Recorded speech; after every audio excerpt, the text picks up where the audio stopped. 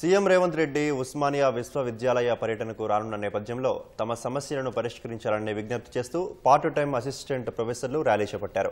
Arts college నుంచి administrative building వరకు ప్రదర్శన నిర్వహించారు. సీఎం రేవంత్ రెడ్డి విశ్వవిద్యాలయానికి మద్దతుగా నినాదాలు చేశారు. ఓయూలో జరిగే అక్రమ అనైతిక కార్యకలాపాలను వ్యతిరేకిస్తూ పార్ట్ టైం అసిస్టెంట్ ప్రొఫెసర్ల సమస్యకు మొదటి ప్రాధాన్యత ఇవ్వాలని కోరారు. సీఎం వస్తున్నందున అనేక ఆశలతో ఎదురు చూస్తున్నామని, తమ సమస్యలు పరిష్కరించి న్యాయం చేయాలని విజ్ఞప్తి చేశారు.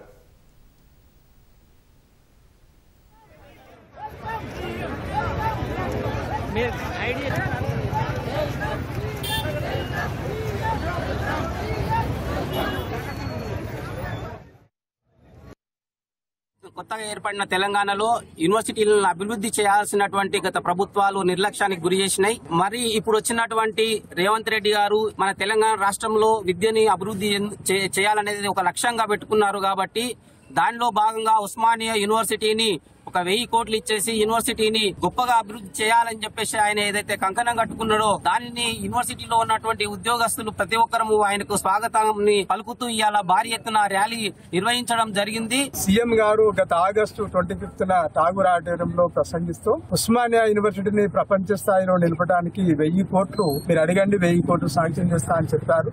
ఒక బిల్డింగ్స్ మాత్రమే కడితే ఇది వరల్డ్ ర్యాంక్ యూనివర్సిటీగా కాదు కాబట్టి అందులో మేము పనిచేస్తున్నటువంటి నాన్ టీచింగ్ గానీ, టీచింగ్ గానీ, హాస్టల్ వర్కర్స్ గానీ, పార్ట్ టైమర్స్ గానీ వీళ్ళందరూ ఉన్నాం కాబట్టి మా యొక్క సమస్యలన్నింటినీ ఈ 1000 కోట్లలో మాకెంత కేటాయిస్తారు, లేకుంటే మా సమస్యలన్నింటినీ ఎలా పరిష్కరిస్తున్నారు అనే విషయంలో ఇప్పుడైనా ఈ ప్రస్తావించాలి.